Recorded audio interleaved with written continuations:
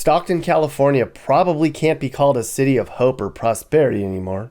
It sucks to hear it, but it's true. If you live outside of California, you may not even have heard about this city just outside the Oakland metro area. Although it isn't as ugly, dangerous, and poor as Oakland is, you could make an argument this is the worst place you can live in California, and it would be hard to disagree. We're going to drive through some of the worst areas in Stockton and talk about what's wrong here and any possible solutions. But a lot of motivated people are leaving, and a lot of bad people are moving in. So there may not be a solution to change the future of this Central Valley city. Stockton has 312,000 people, making it the 11th biggest city in the state. It's a little bit smaller than Anaheim and barely larger than Riverside. The city was hit hard by foreclosures in 2009 and filed for bankruptcy in 2012. It's poorly run, broke, exceptionally dangerous, and getting worse every year.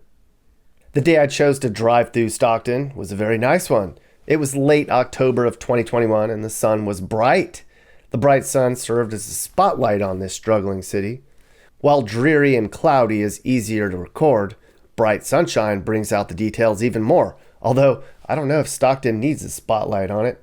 This place is in a bad way right now. As somebody who lives in Stockton where the bad parts of town are, and they might point in any direction, it's vastly run down. The bad area we're going to drive through is on the south side of Stockton in an area that begins just south of the Crosstown Freeway and continues down to MLK Boulevard. This is Census Tract 1. It's an area that's notorious for being the poorest and most dangerous part of the whole area, and that's saying a lot. Here's the route we're going to take for some of the drive later. But before we get to the dangerous part, I wanted to talk about the poverty part. There's homeless people all over Stockton, and it's getting worse by the week. Currently in Stockton, the poverty rate's close to 20%, which means 1 in 5 residents makes under $13,000 a year, or $27,000 for a family of 4. Now, if you live in California, you know how expensive it is there, and there's no way anybody can survive on $13,000 a year here. But in Stockton, 1 in 5 people is trying to do just that. It's just mind-blowing. And look at this chart. While Stockton's poverty rate was an astounding 28% just 7 years ago, it went down. And then the rest of the country and California continue to go down. But here in Stockton, the poverty rate's going back up again. On top of that, Stockton has a huge influx of poor people displaced from the Bay Area less than an hour to the west. A lot of the people who can't afford to live in the Bay Area or Los Angeles don't come with job skills, and they bring their gang ties with them too. The mayor of the nearby city of Tracy, which is also a bad place to live, once said he was going to spend $50,000 to bus all of his homeless people into Stockton. Stockton was like, we have enough problems. Please don't do that. But that's the mentality of these California liberal mayors. Just try to ship your problems somewhere else. The influx of California refugees makes it even harder to afford living in Stockton now. It's driving up the rent and home prices, so the poor are getting poorer. As you may know, minorities are much more likely to live in poverty. Stockton was just named as the most racially diverse city in the country. And minorities in Stockton are traditionally hard to reach. It's hard to get them to fill out a census form so they can be counted and more federal dollars can flow in to help out. A lot of the areas like this are rough and dangerous. Cops don't even want to go in there, so why would a census worker want to? And when you knock on the door, people are afraid to open it. Can you blame them? There just aren't a lot of good jobs here to keep people employed with solid wages. Agriculture isn't as profitable as it once was. This is close to the Bay Area, but there's no tech jobs here, mister. To address the homeless problem, Stockton spent $12 million, but it doesn't look like it's working.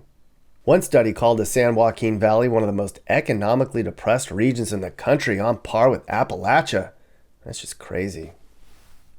So I was on the south side of town in like the bad part of Stockton where everybody says it's really dangerous. And I was driving back towards downtown and I came across a huge lot. It was like a big dirt lot that had been, looked like it could have been a flood channel at one time or just unused land. And on both sides of the street were like encampments where you had like makeshift structures like you would see in like Haiti with like corrugated steel and like plywood, and then tents and then RVs and trash everywhere. And I was driving around, like it looked like something from what's that Mel Gibson movie? But have you seen Mad stuff Max? like that? Yes, it looked like Mad Max, where everybody was like fending for themselves and like in the dirt and like it wasn't even like, you know, when I was in Seattle, like, you know, they're in camps and parks and it's all green and pretty and they're in neighborhoods. Out here it's like it was like on like the footprint of downtown, like squalor, like the squalor low class, like drinking water out of the, like, it was just like, what is happening here? I'd never seen anything like that before. Is that common out there? Yeah, and a lot of them will go along the canal banks. There's tons of tents set up along the canals, over off of the overpasses. I know that's common. Actually, the city's always needing to repair them because they'll go and dig under the underpasses, and then structurally, you know, they're not as sound. One of the people I know, a friend, he actually worked for the city, and every so often they'll tell them they need to leave so they could go in there and clean the trash up. And I think he said they got about 5 of those semi-trailers, those little like bucket trailers, full of trash that they had to take out of there. It's just trash everywhere. The waters around there are nasty, probably from them, you know, using it for the restroom and whatnot. But yeah, it's something out of a movie. Yeah, and the guy I talked to, I sat down for about 15 minutes and talked to a guy, and he said that they just came in one day with bulldozers and just wrecked their whole camp. They gave him like an hour, and they're like, "We're coming in, get out." And he was like, "That's not fair that they came in and destroyed our home and didn't warn us." And I was like, "Well, you're not supposed to be there anyway." I did feel bad, and I do feel bad for that. That is terrible that you're in a situation and that's all you have. Generally, I heard they give them like 3 days. They give them a few days to get all their stuff and get out. Now, whether they listen or not, I don't know. I met a homeless man named Ernesto who was piecing together a home. He had been here for about 4 months and said he hoped he only had about 3 more months left before he could get the hell out of California for good. What's up, man? What's going? I'm doing like a little story about the camp down here. Okay. Can I ask you a couple questions? Sure, no problem. So, like, how did everybody end up down here? Everybody has a different story around here, man. You know, some lose family members, some just want to get high, some are just chasing their demons, man. But they're all out for different reasons. They don't want to deal with the real world, you know. Sometimes no rules, no responsibilities. You come out here, you gotta learn it all again. But it's more for solitude of some people, you know. They like to go out and sound like hermits and shit. We got a lot of them. You know, the rest of them, they just want to be badasses. How did you end up here? Me, I messed up in a relationship. Had a good thing going for myself. 6 years clean. Started using drugs on the side, on the unders. Couldn't hide no more. You know what I mean? So the streets call you back, and that's what happened with me, man. So I came out here and, you know, tried to punish myself. Really called it my hell, but it taught me a lot more. I'm getting more focused than I was before. So that's good, man. The drugs are less, the thinking's more, and then just trying to get a status, man. Make something of it. That's why I got right here. Make it into something. So you're gonna live here for a long time? No, I don't plan a long time. Just enough to give myself a house, man. My main thing is I'm 50 years old, gonna be next month, damn near. I just wanna be able to have mine. I'm tired of get out of my house, dealing with the women, giving the kids. Well, the kids get out of the house, you get out of the house, I'll get my own. Yeah. You know, so I was working, job, got hurt at work. Now it's time to just save, you know what I mean? Yeah. It's easier here than sleeping in a parking lot, you know. They let us stay here, they feed you out here, They feed you? Well, people come out here and they feed every day. Okay, like the city? People, donators, people that come from non-profit organizations, all kinds of things, man. They help you out a lot, you know. It's good. I ain't gonna be here too long, man. Been here a few months, maybe a few more months, enough to get that money right and get the house gone, man. How much you trying to save up to get out of here? Well, the goal is about, I don't know, probably 2,000, probably about 7. 7 grand? Got about 4. You know what I mean? Put up. So you're a little bit more than halfway out of here? How long you been down here for? I've been down since about June, mid-June. 4 months? Right after they had tore it down, they came through here and they tore everybody's shit up. Man. Oh, the city came in and tore it out? Yeah, they just came in, no warning, nothing. Bulldozers just start running through houses, tearing everyone's shit down, no warning. In June? Back before that, a few months ago. So everybody just came right back and rebuilt it? Once it got set, they start cleaning, because this is all trash. What Yeah. you see right here, these little burn piles is what's left of what was here. Garbage was as high as them tents. Is it getting worse out here in Stockton with homeless? It's getting worse everywhere, man, but I think it's more easier to be homeless than it is anything, because people just fall asleep wherever, but some of us won't sleep at the park or in the sidewalk somewhere and all that, you know what I mean? We have too much pride or whatever. You walk around all night, go into a broken abandoned house or something and try to do it that way, but turn to squatting or something. But here it's easier. They let you set up a tent. The city don't mind as long as you cooperate with them. You know, keep it a little clean all there, and they leave you alone pretty much. That's cool, man. Let me give you some money, dude.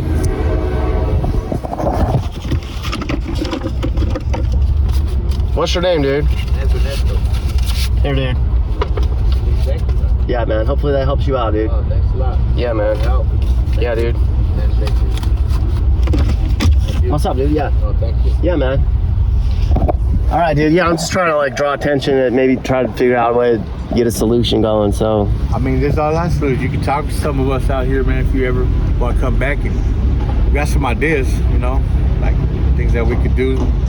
We have some people here who are here because they lost loved ones and they can't leave. how long do you think it's gonna take you to get $3 more grand to get out of here? Like, my working hustle, I do work around here. I'll go fix people's trailers and do whatever. It'll take about, if all goes right, a couple more months maybe. a couple months, you might get $3 grand, and then you can get out and get a house. I'm hoping. I really want to move out of California. Is my goal to take my family, but You want to get out of California? I would love to, man.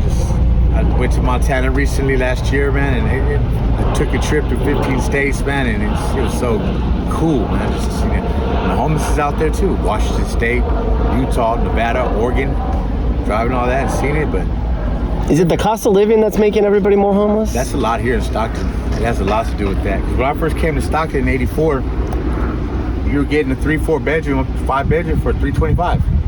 No, now you're paying $1,000 almost for one. It went from $325 to $2,000 for rent. It's close, $1,400. And how long did it take to go from that to that? Then a 10-year range. 10 years? 10, 15 years you jump. But they got a lot of the Bay Area coming down here and building, so they're making it more expensive. And it just gets harder for some of us. I mean, we try. Yeah, man. But a lot of us will work. A lot of us ain't lazy, you know, and just. But the lazy ones give the ones that are trying to hustle a bad rap, because everyone comes down here and they're like, oh man, these people don't want to fucking work and there's gonna whatever. But you're trying to get out of here. Yeah. And in the meantime, I'm making it. Hospital, got a fire pit, got my hammock up there with my palm trees and all that garden going over there. I put my pallets for when the rain comes, you know. See me walk all the way around. Yeah. Carpet. Find all that out here. Yeah. Everything you need. Yeah. It's out here. You just got to piece it together and build yourself a place, and then you can get out. Right, you know what I mean? It's like, I need this window right here. Let me go take a walk by the third trench or something. You found it. It's nice. Where'd you get that trailer at? 1 second, brother. I'll be out of here. Where'd you get that? I'm just curious, like where? They come. People Yeah. hand it on or they leave and they sell them. Yeah. So you get a fair price on them. What'd you need? All A right. couple $100 on that. $175. Okay. 175. You got that thing for? It's worth it though. You know, just fix it up and Make- All right, Ernesto. yeah, make it hospital. Thank you again, brother. All right, brother. All right. Good luck to you. Hey. So he's trying to get out of here. He says a lot of these people are too, but a lot of them aren't. In 10 years, rent in Stockton went from $325 to $2,000, and people just can't afford it.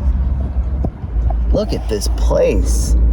I mean, it's just people just coming in and squatting and making a life until they can get out of here or just get sick of living like this. Damn.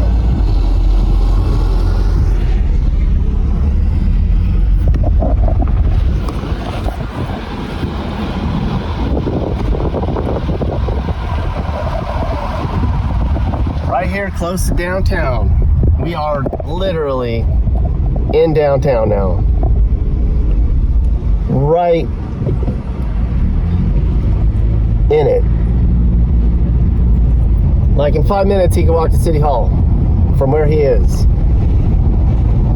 It's just crazy. All right, and Ernesto, good luck, man. I hope you get out of here. Stockton is nowhere to try to figure out your life. Now, right now in America, we make people jump through hoops to qualify for semi-permanent housing. They have to pass drug tests or get mental health treatment before we can put them in a house. Other nations like Finland give you a house first and then offer drug treatment and mental illness support. So there's arguments that giving somebody a house first and letting them transition back into the real world will help in the long run. But my question is, are America's homeless different than Finland's homeless people? Because I look around at most of the homeless people I see on the streets, and I don't think they'd be able to handle a free house. I think they'd wreck the place and piss off the neighbors and stay on drugs. I do think there's many homeless people who would benefit from a free home to help them get back to a fruitful life, but how many? I mean, who can you trust to make the best use of a free house? And who's going to ruin the free house? That's where a screening process comes in. But who decides if somebody's too unstable for a home? It's just so complicated. Now we're going to go to the bad part of town I told you about. You know, Tract 1 on the south side of town where it's the worst. The part of Stockton we're going to drive through isn't as bad visually as other areas I show, but it's very poor and very dangerous here. South Stockton is a minority majority, and it's seen a lot of public disinvestment. North Stockton's doing better and is more prosperous. There's been a lot more money spent up there. But down here are crumbling sidewalks, dilapidated housing, and empty lots. There's little development and private investment in South Stockton. It's become a city with two halves. The truth is, down here, it's not the wrong side of the tracks, it's the wrong side of the crosstown freeway. Down here, half the people live in poverty, and the crime is some of the worst in the nation. Homes sell for about $250,000, which is super low for California. In Stockton, nearly half the population is Hispanic, a quarter's Asian, and it's 13% black. A large part of the influx has been refugees from Southeast Asia and Mexican laborers. A lot of the parents here don't speak English, and they live in tiny rundown apartments. The kids get sucked into gangs. Some Stockton gangs are so localized, it'll be one apartment building, that's one gang, or two gangs in one apartment, one for one nationality and one for the other. There's gangs all over the place here. Some gangs will have 10 people in it. Stockton community advocates have complained that Stockton's south side has been left to fend for itself. They say cops looked the other way as the area became violent during the crack epidemic in the 80s and 90s. Back then, you didn't stop at a red light on this side of town. But crime peaked in the mid-90s, as it did in most of California, as it did in most of the nation. Today, South Stockton's home to about a third of the city's population and home to most of the city's issues with poverty and crime. This part of town's the reason Stockton was once called America's most miserable city as recently as 10 years ago. That's a shame. 1 in 5 kids in Stockton drops out of school before they graduate, so the city's giving every kid who sticks it out in high school partial college scholarships. We'll see if that works or not. But for now, those who are successful in life up and leave Stockton. Drugs are a huge problem here, as I'm sure you can imagine. They can run drugs up and down the highway from Mexico all the way up the coast. The police department here has switched from a zero-tolerance policy to one that's more of a violence prevention model, and that had been working. So basically, instead of arresting everybody, they try to counsel the worst criminals. Well, it kind of worked. Stockton's murders went down by more than 40% for a while, but they're going back up again really fast. So all this means change, right? You need change. If you're at the bottom, you can only go up. The city's previous mayor, some hotshot named Michael Tubbs, came in and promised economic development and safer streets and affordable housing. Stockton already spends millions on its homeless problem, but it's just worse now. They even experimented with the universal basic income experiment, where they gave random poor people in Stockton $500 a month to use however they wanted to. The program claimed that a lot of people used money on food and bills and to get their cars running, but it was also shown that a lot of the people just withdrew their free money as cash during the experiment. People were hopeful that Michael Tubbs could bring change to Stockton, but in the end it was dangerous and poor just like always, and he got voted out of office. A lot of people accused him of corruption. So Stockton moves on with another leader with big, bright ideas. Stockton used to be a great place. Gold was discovered nearby, which brought in riches and commerce. The nearby port made Stockton a hub for transportation. And back in the 1900s, Hollywood came up here to shoot movies. This place had a pretty good reputation. But today, there's no more gold, there's no more Hollywood, there's no more hustle and bustle. It's sad, but it's reality, and it doesn't get any more real than this. So you grew up in Stockton, and you left to go to Las Vegas. Why'd you bone out? Man, I had to. I mean, I've left Stockton plenty of times before, but I think this would be the final straw. But I mean, there's just a lack of everything. I mean, Stockton is a place. It's not a place you go if you have dreams. Like Stockton, California is a place to go that, where your dreams die. So I envision a little bit of a future for myself outside of Stockton, and the only way I can get that is to leave. When I was there wasn't much opportunity for me. There wasn't too much for me to grab up unless I wanted to go work in a warehouse or, some entry level job like that. So there's not really much opportunity. I kind of hit, what would you say, like a glass ceiling? And I wanted to get a little bit further than what I could do in Stockton. Yeah. What part of town did you live in? I'm curious to know. I lived all over, but I went to school in North Stockton, and my family lives on the south side right now. Mm-hmm. Like it's like there's a pretty big difference. Stockton's divided in half, as you know. Like anything south of the Crosstown Freeway, it's been kind of like neglected for a while. Like they don't put any money into it. It's dangerous down there. A lot of people are poor, and the city funds a lot of the money on stuff on the north end, and it's kind of made it worse on the south end because it's kind of like neglected almost. It's sad. Right. You got the old and the new. I would say about the newest thing that they have downtown would probably be like the theater, something like that. You know what I mean? Like, and that's pretty much the biggest problem about Stockton is there's not much to do for anybody, especially the youth, but there's not much to do.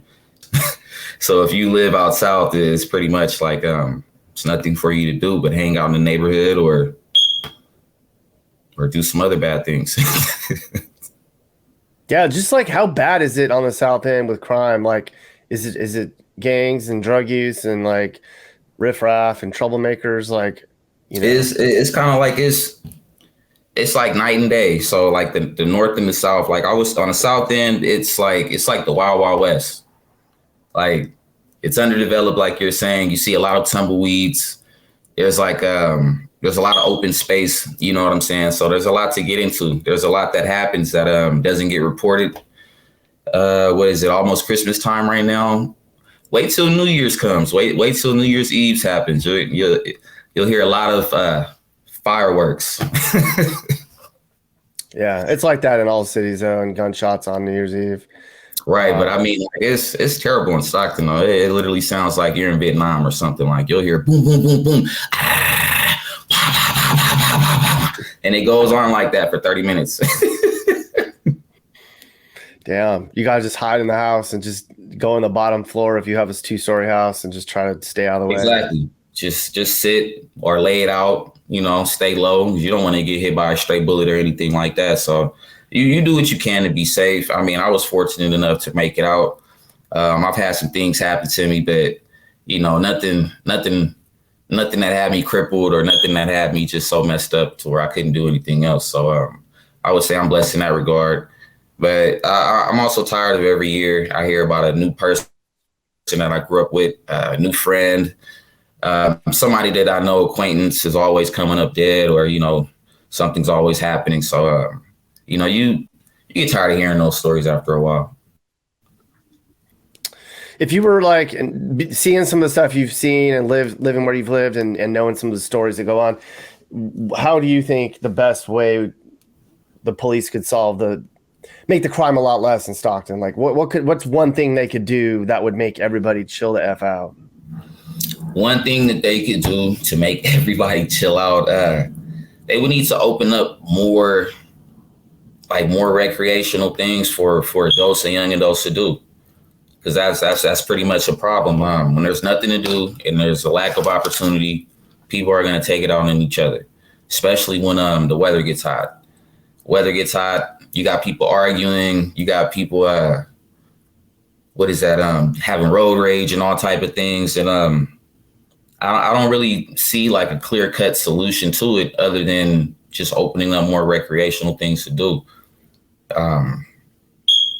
They could pump more money into the police force, but that's not really going to do anything, especially when, like you said before, there's areas of town that are neglected that probably don't have the cameras that they need to have. They don't have the surveillance that they need to have, might not have the security, that they need to have to actually monitor that specific area. So there's just a lot of hole in the wall places where things can just go unseen. So I don't know, maybe just also add some more development, add some more, maybe some more business, some more companies around, so that, because, business and companies, they're going to come with security. They're going to come with surveillance.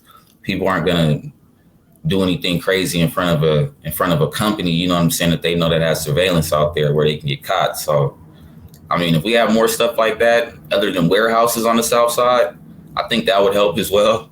Because on the south side, I'm pretty sure, Nick, it's like a lot of warehouses, like Amazon, stuff like that. So these are like real big, just empty facilities. So it's like there's really no one there to watch it. There's no one there to report, no one there to say anything. So it's a lot of things that just happen.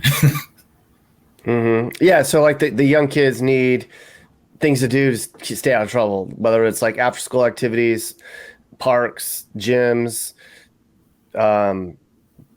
good jobs. I don't know. That just, I mean, yeah, we also need clubs and more bars and just more things to do for young adults as well. Like a popular problem with Stockton is they'll open a bar or a club and it'll stay open maybe a year. And I guess they might get some riffraff. They may get a few people shooting or whatever outside of it. Some rival gang members may see each other at the event and then they'll just shut it down. And then that's it. Yeah, I kind of feel like bars and clubs are probably not a good idea to make people chill out. I kind of feel like that's going to make it worse. I mean, they do need to have probably like some more positive things for people to do. Bars and clubs are just attract trouble, man. Like, I mean, I hear what you're saying, but think about it this way as well. Stockton is a city that there's like a lot of house parties. So there's, there's not really too much of an outside, downtown scene like that. So a lot of times if you want to go out and interact with people, you'll get invited to a party. And this is worse because what happens? Everyone gathers at this one house party. And, it's not like a club or a bar where it's like, it's public. You have to run into it and be like, oh, okay, who's here? Usually at these house parties, people know who are at these house parties. So it's easy for a rival gang to hear that, oh, there's a party going on such and such street and such is going to be there. So as soon as they hear about the party, they ride up to the house party. They shoot everyone in the house party. You know what I'm saying? So like these things happen a lot. So I think that's the point where I would say that the house parties can get worse than the bars and the clubs. But I see what you're saying though, because those things do attract a certain crowd. But I don't know. I feel it's gonna happen. Yeah, I get you.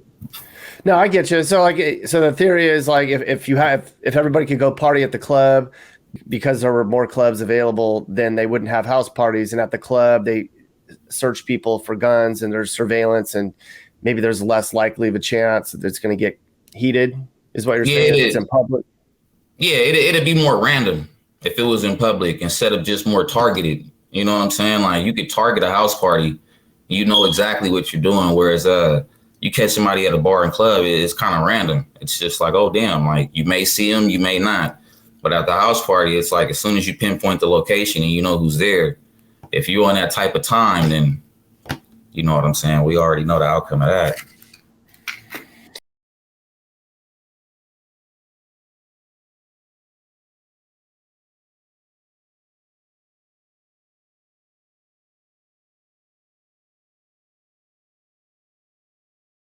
Hey everyone. So it's pretty clear by now that elected leaders aren't going to help you. If you don't like what you saw in this video, demanding change won't work. You're going to have to do it on your own. If you want to be safe and want your community to be a place where people want to live, you're going to have to clean the place up yourselves. You're You're going to have to work with your friends and neighbors to lower crime. Politicians clearly don't care as much anymore.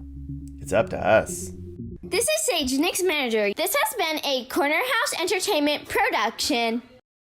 And are you looking to move and need advice? I do consulting. That's right. I'll sit down and talk about where the next perfect place for you and your family should be. I do it all the time. Together, let's find you a new home that's safe and checks all your boxes. You can get my email in the description to find out how I can help you find your perfect relocation.